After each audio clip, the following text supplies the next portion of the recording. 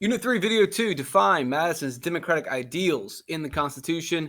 And if you want to go the high-level, creative, evaluating, analyzing type of thinking, try to apply those democratic ideals to modern day. Review from the last video with the Articles of Confederation. We presented the idea of limited government, the idea that the government cannot do everything it wants to do. The Articles of Confederation was too limited. We want a limited government, but not that severe. And you can go back to the last video and see all these specific examples explaining what the Articles of Confederation did or did not do. It's there. Check out video 1. We're not going to go into that today. Presenting the situation where we're in, where we have to write a new government, a new constitution. Some of the background is the government owes money to France and Spain. We're broke. We have people rebelling in our country because we owe them money. The government's broke. The British are arming the American Indians. Not much you can do because we're broke. We don't have any power. We've got the Spanish hanging around, and then we have the Barbary pirates, Islamic pirates in the Mediterranean enslaving American sailors. So we got a lot of problems, and the only way to solve that problem, supposedly, is to give more power and authority to the government to prevent these problems from getting worse. So James Madison will say, hey, we need a new government. It's too weak. So we're going to replace the Articles of Confederation with the U.S. Constitution. And the U.S. Constitution is going to be based on my ideals, my ideas, my government beliefs. James Madison, father of the U.S. Constitution. And we will have the Constitutional Convention where leaders from across the colonies will get together and say, all right, let's design a new government. Madison will be the main leader behind that. Now, that is the low-level, easy understanding of what happened. But let's really think about what's going on. You probably think, hey, it's not a big deal. They're getting rid of the Articles of Confederation and replacing it with the Constitution. You're getting rid of one document of rules and just replacing it with another. But let's really look at what's happening. You're replacing a government with a new government. You're overthrowing the current democratically elected and people-approved government with another government that is not democratically elected, that has not been approved by the people. You're overthrowing the government without the consent of the people. That's a much bigger deal than, oh, we're just getting rid of this document and replacing with this one. And this is what you're going to learn in middle school and high school and in college. Like, oh, that document didn't work. We're going with the new government. Slow down. You mean you're going to overthrow the current government elected by the people and approved of by the people and just put in a new government? That sounds like kind of a big deal. That sounds kind of dangerous. That sounds really illegal. So when you read about, the Constitutional Convention, the guys got together and created a new government. It was a conspiracy. What is a conspiracy by definition? A secret plan by a group to do something unlawful or harmful. Yes, they secretly met without the people really knowing what's going on to overthrow the current government and replace it with a new government. Some people like the Articles of Confederation. Maybe some people didn't like the Articles of Confederation. They would have liked to talk about it instead of the founding fathers or our colonial leaders secretly getting together and all of a sudden saying, yeah, let's just get rid of this and replace it with another government. So when people call you a conspiracy theorist, remember that America was established as and by a conspiracy. Pepe Silvia. Where's Pepe Silvia? Where is it? I gotta find Pepe Silvia. So now I'm not going to go way into the rabbit hole, but if you want to go deeper into the rabbit hole of the Constitutional Convention being a conspiracy, that's for you. But just on this base level, that they overthrew the government without really the consent of the people. That's not a good idea. Imagine that happening today. All of a sudden, we have a completely new government, and the people had no say whatsoever. Just some eliters, some of the elite, and some of the leaders just decide, we're going to rearrange and pick a new government. You would lose your mind. There would be riots in the street. People would go crazy. But that's what happened, and nothing really happened because of it. So what kind of government are we going to illegally replace it with? Well, James Madison's got a couple ideas. And so that's the basic part of this lesson, is to go over the 4 big beliefs. Federalism, Republicanism, separation of powers, which is kind of like checks and balances. They're sort of different, but they're close enough for this lesson. And then Lockean Theory. We'll start with Republicanism. What is Republicanism? This is the governmental belief. So these are all going to be beliefs of how our government's going to work. Ideas of, all right, this is how you make a democracy work for the people. So the people will vote, and then what they're voting for are leaders or representatives. And then those representatives then vote for the laws. We do not directly vote for laws. That will be a direct democracy. You could call this a representative democracy. It's better known as a republic or republicanism. This is Madison's first idea. The people will vote for leaders, and then the leaders will make all the government decisions for us so that you can stay at home, work on your farm. Maybe you're a teacher. Maybe you're a doctor. Maybe you just want to be with your family. Maybe you want to go to church on Sunday, and you don't want to spend all day thinking about politics. So what you do is you vote once, you elect a representative, and that representative will then make the decisions for you. That's how a republic works. You can see here in North Carolina, 13 different districts, 13 different representatives. They represent about 700,000 people per district. What if a state has more people? These are just some logistics issues. So let's say that you have more people, so then more people go vote, and more people elect more representatives, and more representatives means you have a little bit more power in making a law. So in Congress, the House of Representatives, North Carolina, for example, based on the population, we get 13 representatives. That's 13 votes that get to make laws. Texas has more representatives. They have more power to make laws. It's just how the House of Representatives will work in a republic. You can see here 13 different districts, 13 different voter or representatives representing the people. Remember, the millions of people in North Carolina don't vote for every single law. They don't vote for every single policy. They don't vote for every single budget issue.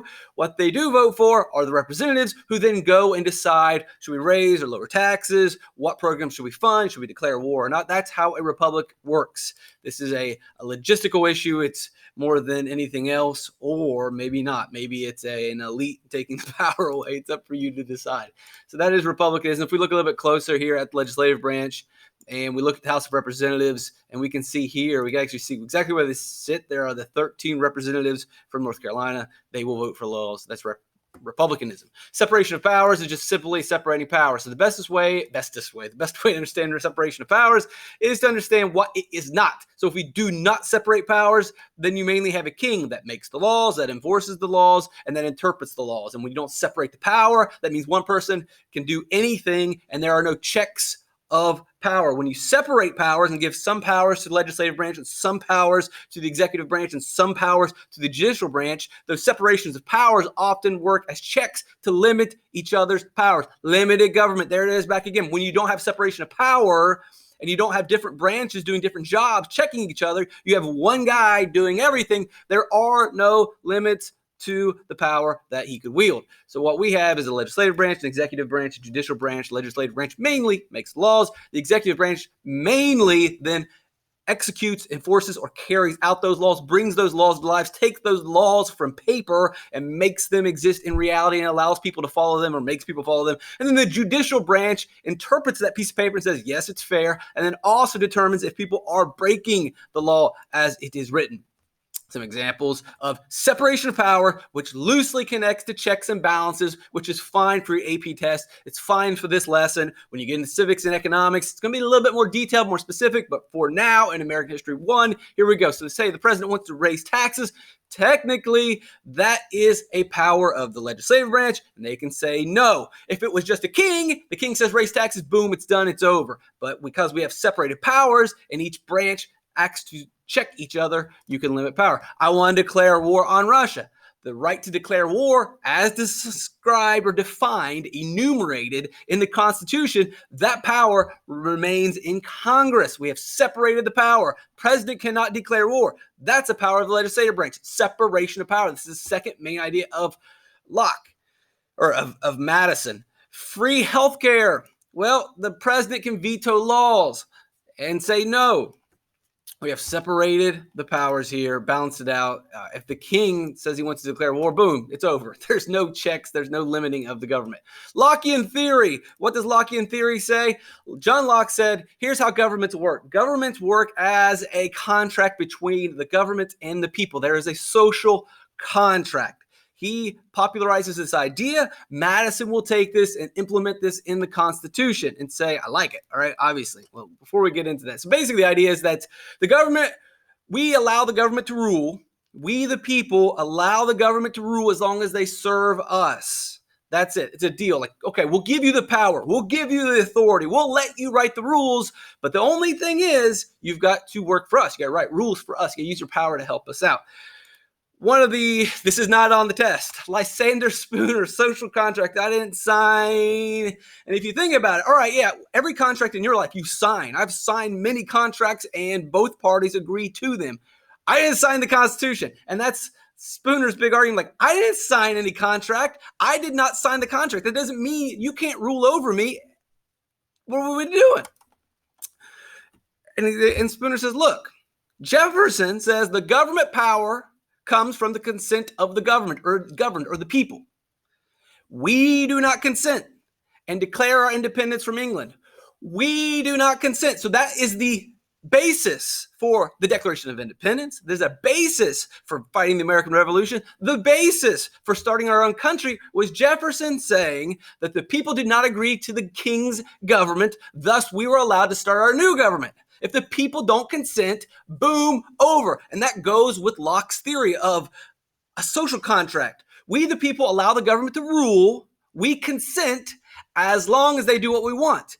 But it all hinges on our consent, on our permission. So Spooner says, I did not consent to the U.S. Constitution. I don't agree with it. So I'm not following your rules. I didn't sign a contract. You can't tell me what to do. I'm not putting you in power. I don't consent. And Jefferson's like, well, it doesn't work that way. What do you mean it doesn't work that way? It worked for your revolution. You were allowed to say, I don't agree with this government, so therefore we get to start our own. So how come everyone else has to follow these rules? Now, you probably are saying, well, Spooner wasn't alive, so he couldn't have signed a contract anyway. Well, there were a lot of people that were alive in 1787, and very few people that were alive signed the Constitution. The supposed social contract between the government and the people. You know who signed the contract? The government and the government. At the stretching, you say, whereas the government and the elites or the leaders who were meeting as a conspiracy secretively against the will of the people. So that's your social contract?